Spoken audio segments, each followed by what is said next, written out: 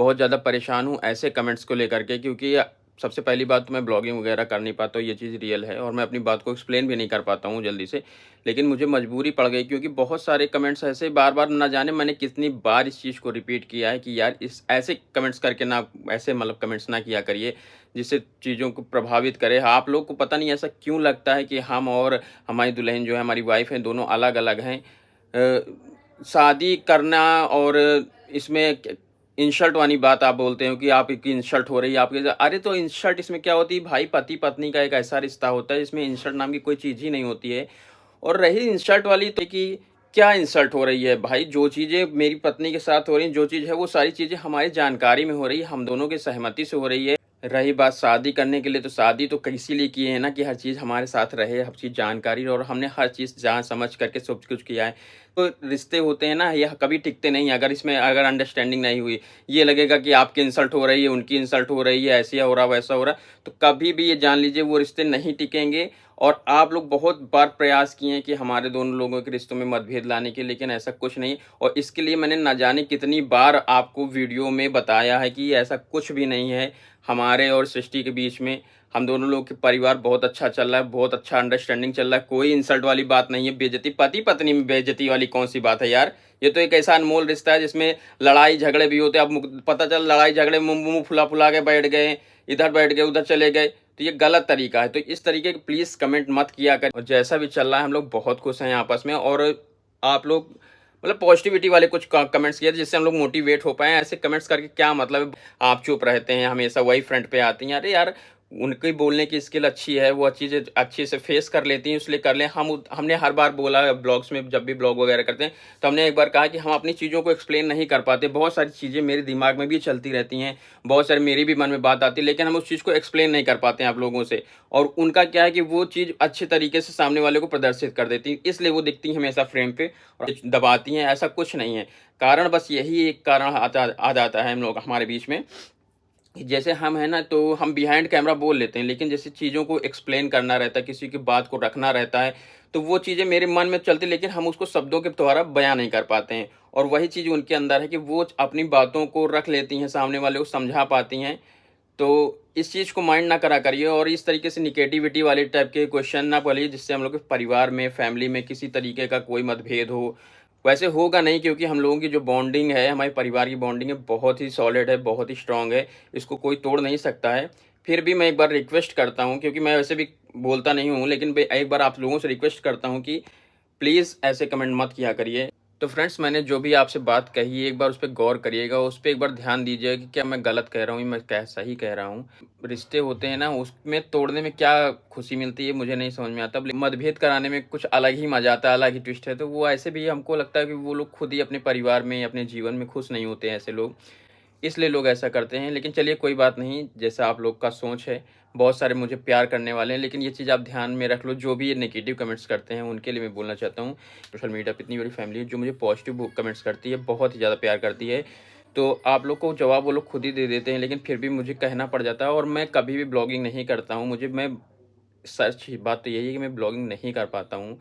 Front to front camera नहीं, मैं behind कैमरे में मुझे बहुत आप लोग सुनते होंगे, मेरी आवाज़ वगैरह सुनते होंगे, आप लोग उसको भी प्यार करते हैं। लोग जानते हुए भी ये सारी चीज़ें बोलते हैं, तो थोड़ा-सा दुःख होता है, लेकिन चलिए कोई नहीं। अभी तो चलते हैं हम लोग अंदर, देखते हैं अंदर क्या-क्या हो रहा है, दुल्हन क्या कर रहे हैं, क्या नहीं है। अभी चलते हैं, उसके आगे वीडियो में बने रहिएगा। वीडियो बहुत ही इंटरेस्टिंग होने वाली है, जो भी चीज़ है हम सारा चीज़ दिखाएँगे। और फर्स्ट टाइम मैं व्लॉगिंग कर रहा हूँ, शायद मेरी सिंगल की व्लॉगिंग ऐसी आ रही है जिसमें मैं पूरी तरीके से वीडियो के सामने हूँ। फ्रेंड्स, यहाँ पे सब कुछ ये दुल्हन तहस-नहस करने में लग गई हैं, पूरी तरीके से पगला चुकी हैं। पता नहीं क्या दिमाग में इनके आया, ये तुरंत उधर आ गई उसी में। कहें कि भैया नहीं, हमको उखाड़ना, एकदम सफेद करना, प्लेन करना। ये देखिए यहाँ पे, यहाँ इधर का पूरा वॉल स्टिकर उखाड़ के देखिए, इसका ये सब हाल कर दी, और यहाँ का देखिए ये उखाड़ दे रही।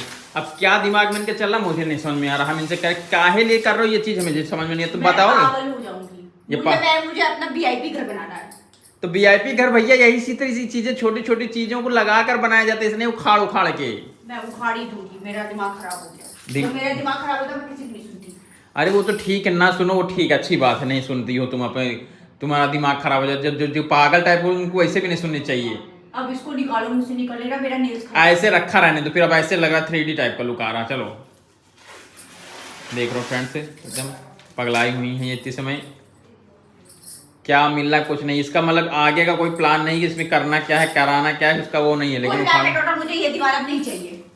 तो इसको ना ऐसे नहीं करते हैं, इसको ना हथौड़ी लेके तोड़ दो, दीवार पूरी साफ हो जाए एरिया ना, तब तुमको अच्छा लगेगा। बस ये मॉड्यूलेट किचन हो जाएगा तुम्हारा। देखो लगाया किसने? मैंने। हाँ। अब मुझे नहीं पसंद तो बस बात खत्म, मैं अपना दिमाग खराब हो गया। तो ऐसे ही फ्रेंड्स आप क्या कहेंगे बताओ? फ्रेंड्स कुछ ना कहें। हाँ, फ्रेंड्स कुछ कहे लायक बचा ही नहीं। इनका मुंह देखो, मुंह इधर दिखाओ, ये देखो, ये है, यही वो लड़की है जो तोड़ तोड़ कर फाड़ फाड़ के सब, देखिए सरफेस बराबर की। इसका गधे का मतलब इसको भी हटाओगे, पोतोगे? अब सब पुताई करूंगी घर में, पूरा घर में पुताई करूंगी। इनके कहने का मीन्स ये है कि आप इस घर को, जो ये वाला रूम है, इसको डेकोरेट करेंगे पूरी तरीके से, इसको पूरी तरीके से वॉल पुट्टी हर चीज मैट वगैरह लगवा करके इसको व्हाइट सरफेस देंगे। लगवाएंगे नहीं। हाँ, ये स्वयं से करेंगी, यही कहना चाह रहे हो ना? खुद स्वयं से पुताई करेंगे घर में। मतलब मैं पुट्टी उट्टी कर लेती हूँ, सब कुछ कर लेती हूँ, पुट्टी पेंटिंग डिस्टेम्पर लेके आऊंगी, पेंटिंग करूंगी, बहुत काम करना है। देख रहे हैं फ्रेंड्स, ऐसे चीजें हैं, तो इसीलिए कहते हैं कि कभी भी काम कोई छोटा बड़ा नहीं होता, हर काम करना चाहिए। तो जी आगे का मेरा काम हो गया, और मैंने क्या किया ना, ये वाली वॉल पे जो स्टिकर लगा था वो सारे निकाल दिए हैं, उधर वाली वॉल पे निकाल दिए हैं। और रीज़न ये है ना कि आप सोच रहे होगे कि मैं क्यों आज पगला गई, तो मैं पगलाई नहीं हूँ। इसका रीज़न ये है क्योंकि इस कमरे का लुक थोड़ा सा मुझे चेंज कराना है। तो अब चाहे पेंटिंग पुट्टी तो जो होगी वो होगी, थोड़ी चीज़ें हम ऑनलाइन भी ऑर्डर करेंगे, कुछ ऑफलाइन भी करेंगे। क्योंकि क्या हो रहा है ना, बरसात का महीना हो जाता है, तो ये होता है, दिक्कत आती है कि छत पे नहीं जा पा रहे हैं, कुछ सूट करने के लिए साड़ी उड़ी का प्रमोशन जैसे करना है तो छत पे नहीं जा पाते हैं। जाड़े का महीना आता है तो कभी कभी इतनी ज़्यादा ठंडी लगती है, तो मतलब बहुत चीज़ों का सुविधा है। तो एक रूम ऐसा ही सेट कर लेंगे हम लोग, जहाँ पे हम लाइटिंग का व्यवस्था अच्छी करके और वीडियो शूट करने में उनको दिक्कत ना हो। तो इस वजह से सारी चीज़ें उखाड़ दी। बड़े पट्टी जो काफ़ी नाराज़ है कि मेरे वॉल स्टिकर उखाड़ने से, उनको बहुत ज़्यादा पसंद था वॉल स्टिकर, और मैं एकदम पूरी तरीके से बोर हो चुकी थी। अब हम जा रहे हैं नहाने के लिए, और मैं आपको दिखाने जा रही हूँ कि कौन सी साड़ी मुझे पहननी है आज मैं ये वाली साड़ी पहनूंगी। ये मैं सोच रही थी ना, मेरा एक पूजा आने वाली है, मैंने सोचा था उसमें पहनने के लिए। ये चुंदरी प्रिंट की ब्लू, और ये कलर है, कौन सा कलर है ये, रेडियम कह सकते हैं, हाँ रेडियम और डार्क ब्लू कलर का है, और ब्लाउज भी स्टिच होके आ चुका है। तो मैं सोच रही थी यही वाली साड़ी पहनूंगी।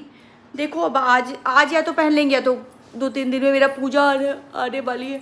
आप लोग बताना मेरी कौन सी पूजा आने वाली है। आप लोग ना मेरी ब्लॉग देखते, आप लोग रहते होगे बोली व्रत, आप लोग भी रहते होगे।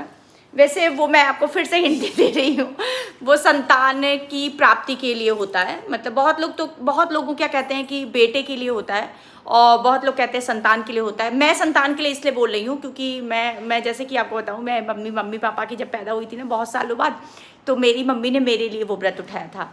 तो बहुत लोग उस जमाने में मम्मी का मेरे विरोध भी किए थे कि लड़की पैदा हुई है तब भी ये व्रत रह रही, बेटे के लिए रहा जाता, मगर मेरी मम्मी ने परवाह नहीं किया और मेरे लिए रहा था। तो अब मैं अपने बच्चों के लिए रहती हूँ। तो आप बताना कि कौन सा व्रत मैं रहने वाली हूँ, और ये ब्लॉग का एंड भी यहीं पे करती हूँ, और मिलती हूँ नेक्स्ट ब्लॉग में। Bye bye.